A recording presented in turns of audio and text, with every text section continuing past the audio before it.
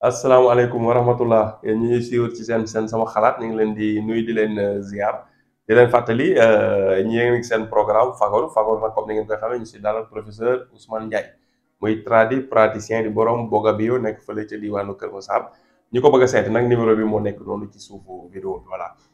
Bu ngeen fàttali ko vidéo bi baax ñu ngi doon waxtaanee sinusite professeur waxoon nañu lan mooy sinusite expliqué nañu bañ comprendre lan mooy sinusite. vidéo tey nag dañuy ñëw ci maanaam prévention ak li nga xamante ni mooy solution mooy ku bañ sinusite dal la maanaam yan ba nan nga war a dundee waaw pour sinusite bañ la dal ak ñi nga xam nag sinusite nañ après professeur bu fekkee am na ay gàncax yu ko mën a faj mu joxe ci ay tegtal su amul tam mu joxe ay recommandation ci wàllum médecine conventionnelle incha allah kon professeur ñu ngi lay nuyu di la ziar. salaamaaleykum wa rahmatulah sëriñ Pape ñu ngi lay nuyu bu baax di la delloo ziar di nuyu mbokku internet yëpp yi nga xamante ni ñu ngi ñuy suivre.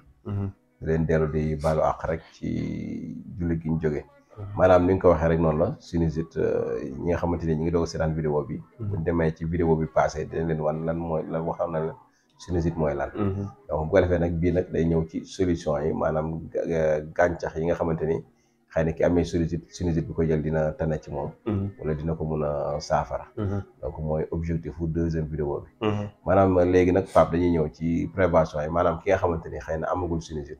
li mun a def rek mooy prévention prévenir. donc prévenir nag mooy ngay jël say matuwaay. sa matuwaay nag mooy comme ni ko waxee sànq rek. comme que moom dafa am bactérie ay bactérie ak ay virus yoo xamante ni. ki amee feebar bi xëy na su fekkee infecté na. mën na la wàll donc foofu dañuy jàngat ni. c'est-à-dire que comme ni ñu Covid bi jàngaloon rek. c'est-à-dire toujours di jël yenn masques yi ci yenn milieux yi. surtout tamit di éviter di laal mouchoir jàmbur wala yu demee noonu. surtout parce que ñun tàmm nañ ko. en général da ngay gis da ngay sotti wala dara mën nga yónni sa doom sax wala kenn ni ko jëlee mouchoir bi sànnil ma. wala sa jabar di bari jël mouchoir bi fekk waru ko mën a laal contact direct. donc waru ko mën a éviter wala bu koy laal mu laalee ko leneen wala mu tonni ko ci poêle te mën na ko bañ a laal daal. si yoon mouchoir ku ko utiliser. waaw yow mi koy utiliser yaa war a dem def ko ci poubelle. poubelle waa kay. loolu yoon sax kay noonu la. nga xam nga ñun Sénégal moom dafa am ñoo xam ne dañoo féex. dañuy teg ne rek ne soxna si jéego sànnil ma tey mu jël fekk noonu lay demee. donc bu ko defee yooyu dafa doy waar dafa am benn waay dafa wax lu doy waar. waaye dafa wérul nag mais xam nga parfois ñi wérul ñu Pape. dañuy indi loo xam ne xikma la. waaye dafa ñand ba pare mouchoir ñand ba pare dugalaat ci poche bi mu ne salte waaw mu ne salte weesuwul ñand di denc. wax na dëgg de. wax na dëgg de. moom la nit ñi di demee. te moom la nit ñi di def xoolal loolu rek. ñand denc sa poos. waaw. war na de gis nga yàlla dafa xikma non. mais mooy loolu léegi bu ko defee yooyu c'est yoo xamante ni dañ ko war a éviter. beneen bi tamit mooy éviter yi nga xamante ni mooy les produits surtout ñi nga xam dal na leen. surtout les produits boulangers yi nga xamante ni ay kii ci la yu ñuy lakk ci boulangerie yi ak yu demee noonu. donc maanaam xeetu bonbon yi ak yu demee noonu. donc ki amee chocolat ki amee kii sinusite mën na ko moytu. donc produits yi nga xamante ni lu mel ni nen. aussi li muy baax defoon na ci émission. mais ki amee sinusite waxuñu nag baaxul c'est-à-dire parfois il faut que ñun nit ñi di dégg olof tuuti. parfois dañ naa la lii baax na ci. lii gën na ci wala lii doy ko moytu waxuñu la bu nee la doy ko moytu nag ça veut pas dire que ni waroo ko lekk wala waroo ko kii mën nga ko waroo da nga ko war a bàyyi. mais mën nga ko moytu daal wala nga wàññi ko. donc yooyu tamit foog ñu ci bàyyi xel. c'est-à-dire buñ nee nen rek buñ nee nen baaxul mais ki amee sinusite exemple wala mu amee asthme exemple comme noonu mën nay wàññi nen parce que dafa day nekk yoo xamante ni dañuy déclencher yenn feebar yi foofu la ñuy waxee quoi. donc bu ko defee lu mel ni nen. ki amee sinusite na koy wàññi. lu mel ni chocolat. chocolat bi ku amee sinusite na koy wàññi bu baax. ak les aliments fruités li ñuy wax les aliments fruités mooy loo xam lépp loo xam dañ ko saaf. li nga xam dañ ko saaf lu mel ni frite. wala dañ ko saaf daal. ak diwlin ak demee waaw donc daal nañ ko moo xam bu mu ci mënti doon. bu fekkee dañ ko saafee diwlin rek na koy moytu. ab bépp aliment boo xam ne rek ce qu'on appelle les aliments transformés aliment boo xam ne dañ ko transformé rek. tamit na koy moytu. exemple tey xam nga buñ nee soow. exemple soow dañ ko transformé meew la woon. meew la ñu wayal ko. ñu wayal ko mu nekk soow. dañ ko transformé. donc ak yu demee noonu donc genre xeet yooyu. daf koy. ak yi ñuy def ci pot yeeg. waaw kay surgelé yeeg. waaw congelé yeeg fromage yeeg. boisson yeeg waaw boisson yeeg yooyu yëpp c'est des aliments transformés. donc kii amee sinusite war na ko mën di moytu. ki am sinusite daal fay lekk bu naturel. bu naturel kay moo gën waa kay. donc war na ko mën di moytu quoi. sucre bi aussi mu ko mënee wàññi. suukar suukar doonte baaxul ci diabète mais ki amee sinusite. aussi mën nay wàññi suukar. suukar bu bari baaxul ci moom. day déclencher feebar da koy yokk quoi. lu mel ni café. café gi di ko naan tamit baaxul si moom. lu mel ni attaaya aussi. moom it da koy wàññi muy lu mel ni li ñuy wax viande rouge. yàpp xonq wala yàpp bees exemple. tamit bu ko mënee wàññi ñu wàññi ko. mooy ni ma leen expliqué sànq rek Pape. bu ko mënta bàyyi na ko wàññi daal mooy nga bañ ci. xaabaabal comme ni nga naan lekk par tuuti. waaw boo mos nga ci lekk par tuuti au moins. les produits laitiers aussi comme ni waxoon nañ ko sànq yi nga xamante ni ci wàllu meew la jóge yaawur yeeg yu demee noonu. tamit bu ko mënee moytu da koy moytu bu baax quoi. ak lu mel ni vinaigre aussi. vinaigre di ci jël lu xaw a bari tamit. kii baaxu ci quoi. baaxul ci am sinusite. ci am sinusite. mu ñëwaat ci li ñu mel ni wax poussière. moom ñëpp war nañ ko mën a xam. waaw poussière moom waaw c'est vrai baaxul ci kenn. problème mu nooyi day yokk ci yow rek. waaw gasoil poussière day yokk day mu yoon. macha allah da koy ki amee sinusite da koy wàññi bu baax a baax. lu mel ni ndox mu sedd Pape. xam naa nag moom foofu la coow li nekk ñu bëri mënuñu ko bàyyi. mais ndox mu sedd aussi ki amee sinusite muy glace daal. na koy wàññi wala mu bàyyi ko. boobu moom su ko mënee bàyyi moo gën. dëgg la waaw su ko mënee bàyyi moo gën. ndox mu sedd dama yaakaar naa moom comme xel dëgg doo ko naan. donc noonu lay demee. donc bu ko defee Pape loolu daal moo xamante ni yi nga xamante ni moom ki amee sinusite. war na ko mën a bàyyi carrément. léegi nag parce que sinusite boobu parfois mën na dem ba indi la ay complications yoo xamante ni su fekkee mën dem ba joué waat ci bët yi. donc loolu tax mu garaaw mën na dem ba indi la yeneen complication ci bët yi nekk bët yoo xamante ni toujours day xasan wala day xonq. wala day jooy wala yu demee noonu. mën na dem am na ñoo xam ne mën na dem ba indi leen problème ci yax yi. donc waaye bu fekkee sinusite chronique la. mën na dem ba indi leen problème ci yax yi. mën na dem ba indi leen problème ci cerveau bi aussi. parce que ñandu yi ngay ñandoog. yu bari yooyu waaw bu yàggee mën na dem ba infecter cerveau bi. mën na dem ba nga xamante ni li ñuy wax septicémie nga xam day infecter l'ensemble du corps yaram bi yëpp mën na dem ba infecter ko gis nga. fi mu nekk dafa sensible waaw kay bopp la waaw dafa sensible daal li fi dajaloo dafa bari. waaw ba pare bu nekk technologie bu compliqué day waar sophistiqué moo tax problème daal baaxul. waaw mën na dem ba indi la li ñuy wax méningite. donc waay muy feebar yooyu. donc yooyu. méningite waaw donc gis nga donc moo tax complication feebar rek feebar bu ëmb complication rek day am problème c'est-à-dire mooy feebar complication bu ko waxee mooy feebar bi jógee fii indilaata la beneen feebar bu mu indilaata la leneen loo xam jur leneen église ko mu jur leneen waaw donc loolu la ñuy wax complication donc yooyu mën na ko indi léegi bu ko defee nag Pape comme ki nga xamante ni nag li ñu koy recommandé ki nga xamante ni xëy na am na sinusite bi yi nga xamante ni bëgg nañ moom mu koy def muy jël lu mel ni la vitamine C. vitamine C. waaw loo xamante ni am na ay vitamine C. bu fekkee yooyu mën na ko jël moom baax na. quelques exemples yoo mën a citer. bon bëri na exemple. après bu ñëwaatee ci dinañ dugg léegi ci vitamine yi. d'accord lu mel ni citron surtout exemple. lu bëri na vitamine C limon quoi. donc bu ko amee di ko naan di ko def citronnade. exemple citronnade mooy da ngay dagg wut ndox rek jël limon bi. def ko ci noonu di ko. jël kaasu ndox pajal ci benn limon waaw. donc di ko naan baax na ci. di raxas bakkan bi exemple. di raxas bakkan bi ak ndox wala yu demee noonu maanaam di ko nettoyer daal. di ko nettoyer lu bëri surtout. donc bu fekkente ne nag ci wàllu garabu olof comme Pape nga xamante ni mooy sunu domaine. donc nit ki mën nay jël lu mel ni xobi ngaw. ngaw waaw am na garab bu ñuy wax ngaw. donc bu jëlee garabu ngaw. xob yu tooy lay jël. tuccal ko. maanaam dëbb ko. bu tooy noonu. mu def ko ci benn mouchoir bu ko neexee. di ko mel ni comme gainsement ni ñuy def. waaw di ko xëcc di ko fóon. waaw boobaa nag xob yu tooy carrément lay nekk. nga def ko comme ni ñuy defee roof. mu nekk noonu. nga def ko noonu di ko xëcc. moom it mën na dem ba dina atténuer dina dindi sinusite boobu. donc nit ku du ko fi benn yoon nag. da koy def ay yoon traitement lay nekk moom. xobi ngaw moom. su fekkee tamit mën nga am xobi ngi gis tamit. ngi gis xobi ingis nga jël ko nga baxal ko exemple léegi soo ko baxalee da nga koy baxal da nga koy ub soo ko baxalee ba mu bax nga teggi ko soo ko teggee da ngay wut benn drap wala benn serviette waaw nga muuru daal di ubbi kubéer gi nag cóolóol loolu di dugg génn muy dugg ci biir bakkan yi nga koy suuru waaw kay d'accord donc da nga koy suuroo quoi am ñoo xam ne boo ne suuru rek dañuy yaakaar ne ma nga jël def ci xal yi fekk da ngay suuru boobu da nga koy suuru mais da ngay koy togg ba mu ñor soo koy togg ne da nga koy ub waaw parce que vapeur boobu lañ soxla soo ko bàyyee vapeur bi dafa amatul sens waaw maanaam cóolóol bii di génn lañ ci soxla moo tax da nga koy ub léegi soo ko ubbee nag yow boo fayee sa gaz wala sa këriñ soo yëkkatee li nga ko doon toggee yóbbu sa néeg exemple teg jël sa drap wala sa kii lu tal daal lu tal waaw muuroo ko ba mu wàcc suuf nga xam ne kii bi du dem waaw saxaar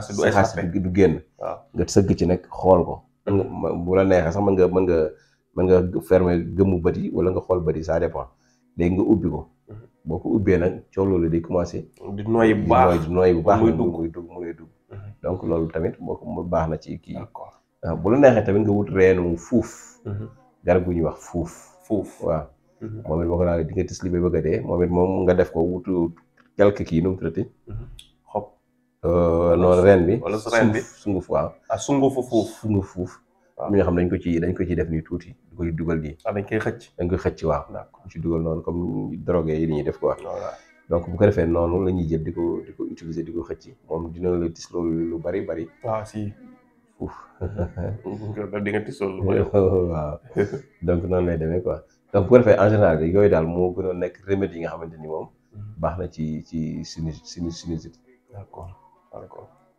sunguf fuuf bi da nga koy jël def sa bakkan fekk sa mootu bakkan xëcc ko di ko dugg sa biir bakkan bëgg ci biir bakkan voilà donc noonu lay demee mais bu dee ngi gis bi moom da nga koy suuroo koy baxal suuroo ko waaw bu dee ngaw bi da nga koy kii da nga koy dëbb comme roof def ko ci benn morceau di ko xëcc waaw di ko xëcc nii di ko fóot xanaa yooyu daal dafa naa ni ku jege war na jege daal warta même ngaw bi bu jafee nga gis bi war na moo ci war a gën a yomb ak foofu bi dafa bari tamit waaw dañ koy jaay waaw ngi gis bi tamit wala moom du jarul xob yi muy tooy même bu amee bu wow bi baax na waaw ngi gis waaw bu ko defee moom boo demee ci jaaykatu reen yi dinañ leen ko jaay waaw incha allah ngi gis moom disponible na ok waaw ngaw bi kay moom mu wóorul ndax yomb daam déet waaw ngaw bi moom du yomb moom surtout wutuwaay bi mais ñi nekk ci àll bi am na ñoo xam ne fañ nekk dañ koy am waaw xam nga am na ñoo xam ne tey mën na ñoo di seetaan vidéo bi fekk fu mel ni waalo bari na fa waaw ñoo xam ne ci wetu kër gi la sax nii sax ci wetu dex waaw et donc ñooñu moom ak duñ kii ko foog da boo amee koo fa xam ba ko yóbbante oto yi léegi comme fépp la ñuy def waaw kay fépp la ko tegalee ci oto yi ci jour bi mu ñëw wala ci benn waaw mun na ñëw nga jot si bëri na fa moom bëri na waalo macha allah donc bëri na fa bu ko defee yooyu moom du mën na bañ a jafe daal incha allah baax na ñett yooyu de moom kenn ku ne war nga koo mën a am benn boo def wala nga amaloo ñett yi sax traité doo ko mu wér doon su la neexee tamit nga wut reenu siddéem nga wut reen bi aussi moom def ko infusion di ko baxal di ko kii infusé di ko naan parce que tamit waaw parce que tamit kii yi ren siddéem antibiotique la te baax na ci parce que boo demee tamit hôpital lu ci bëri boo amee sinusite antibiotique la lay bind yow antibiotique di ko utiliser lu bëri baax na quoi donc su fekkee ne da ngaa taamu la médecine par les plantes donc boo amee ren siddéem bi baax na ci antibiotique la aussi di ko jëlaale mu yokkaale traitement bi parce que lii boo xoolee li ñu doon wax lépp c'est des traitements à l'externe maanaam naanuñu ci dara quoi yëpp ci bakkan bi rek la yem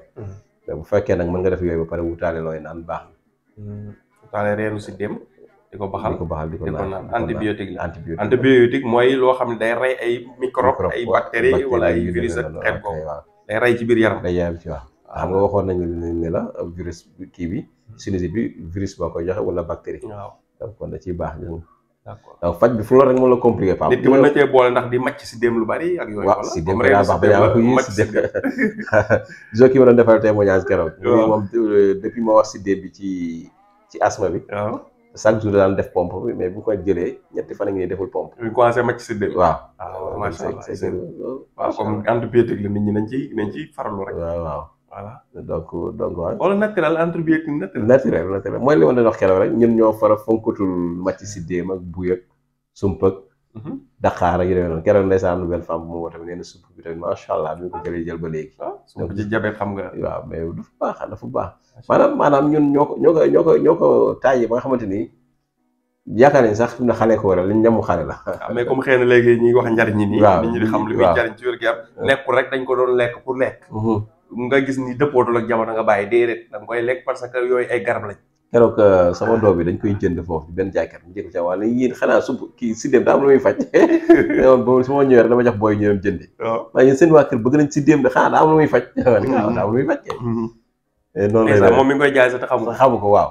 sama booy nag sama doom bi bu ñu ñëwee papa ma jënd sip ma la déedéet man lu ma jox nga jënd sip boobu ne laa ma jox nga jënd siddéem wala loo macc wala nangam wala yooyu waaw ñun ma waa indi xale yi foog nga leen koy forcer ma leen koy forcer ñu dem jënd sump ñoom jënd siddéem ba léegi tàmm nañ ko sax waaye boo waxee sips ma leen mukk te léegi-léegi tam xale yi du dofuñu boo leen convaincre expliquer leen ay affaire njariñ yi maag yooyu léegi-léeg am na xale yoo boo leen ko waxee dañuy koy commencé di bëgg effectivement ñu bari na duñ jël temps di expliquer seen doom yi ne leen sips yi baaxul wax kay dañuy bàyyi rek di xale ji ñuy kaas naan si xale yi koy moom sips rek loolu faju ko da ngay sa doom da nga koy expliquer sips bon ci wér-gu-yaram xale di ko wax yeneen lekk yi ñet baax ci bu baax xale yi ay xale lañ mais dañuy xam tamit bëri na duñ jël temps di expliquer xale yi dañuy jàmbar rek bàyyi leen noonu xale yi ñoo ñëpp xel de xale yi dañuy xalaat bi da nga leen expliquer xale yi xel lañ am de macha allah d'accord merci te bu fekkee am na loo xam ne bëgg nga ko see sànni ñu ko vidéo bi waaw d'accord Pape xanaa di sant ñëpp rek di leen gërëm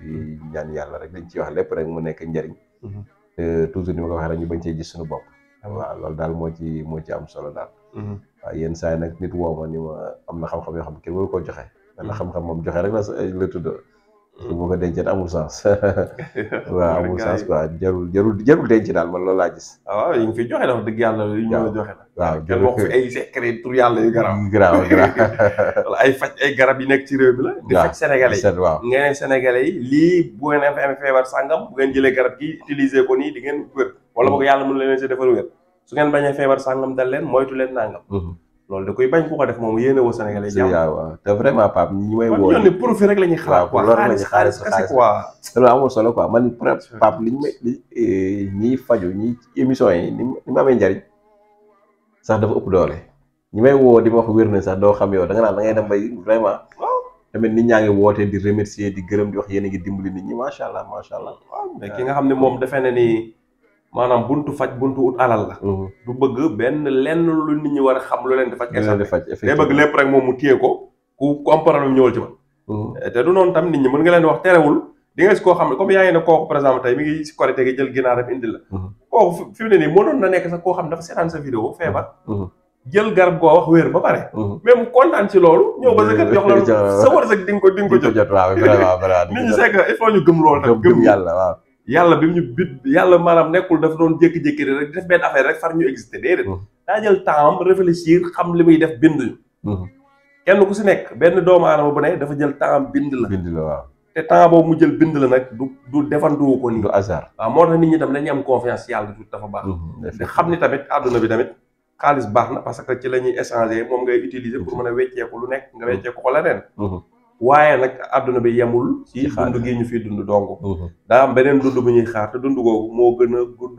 gën a yàgg te dund googu baaxam ak ñàkk a baaxam ci dund gi la dépendre loolu tamit foo nit ñi di ko bàyyi xel bañ di utiliser souffrance nit ñi pour di ut alal loolu baaxul kon loolu dama ko contrer loolu baaxul quoi malheureusement ñu bari loolu la ñuy def ci faj loolu rek moo fi am pour dëggal li nga wax nii c'est dommage quoi dimanche passé dama am ko ma toogal nii benn Mara.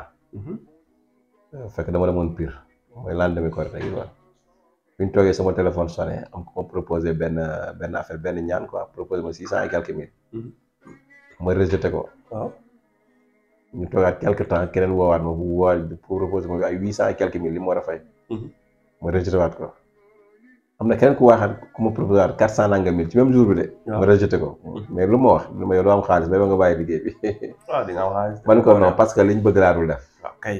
parce que liñ bëgg laa dul def parce que dañu ma naa leen garanti naa leen assuré man ko man du ma assuré. waaw vraiment. du ma ñaan daal mën naa ko def mais nag assuré la garanti la mënu ma ko man ko parce que man maa ngi nii ci Pire tey xaw ma suba dinaa dem Dakar. waaw te yaa ngi woon ko doon ñibbi. waaw xamoon na da ngay garanti léegi su ma ko garanti ba pare mu def ma xaalisam envoyé ma ko. man egg ma foo jëm suba léegi nag lan laay wax. xanaa du ne waajee mën a fen xanaa daal waa ji waxoon na dëgg daa dee ci yoon. waaw mi ngi doon mais nag boobu waa man naa fen nag c'est-à-dire xel xalaat rek la jël. il faut que ñu xam ne nañ wóolu yàlla ñun moom mënuñoo garanti kenn parce que yàlla gisuñu ko di ko poñe dañ koy ñaan kese te ñaan sax baat bi Pape gis nga ñaan daa tekki boobu baat bi daa tekki boobu da ngay ñaan mën laa may mën nañ laa bañ a may donte nag kuy ñaan da ngay jàpp ni yàlla dina la may mais nag di ñaanal nit ki naa ko damay garanti nanga man moom boo ko def sama dugal milliards yi du ma garanti kenn amul benn nit bu ragal yàlla muy def loolu waaw ma garanti kenn parce que yàlla mais garanti bi ci loo koy teg Pape ci loo koy teg exemple ñeme yàlla dong xanaa di yàlla ngay poñe de ñeme yàlla dong garanti moom ñeme yàlla mën na laa may de mën na laa may nga garanti ba kii un jour mu xëy ni la nga garanti sax mun la même ñi nga xamante ni maanaam egg nañ ci sellal ak yàlla xaritoo ñoom ba nga xam ne yàlla mën na leen di garanti lu mel noonu dañ koy rusa def waaw dañ koy doo garanti sax doo garanti jomb mi ngi mel ne nit bu jaamoon yàlla di jaamu yàlla ba yàlla na ko yow même boo jaamootul yàlla àjjana laa lay yóbbu nit ki day jom ba bañ a tee jaamu yàlla ngoram du ko may mu bañ a tee jaamu yàlla parce que day kal li ko yàlla defal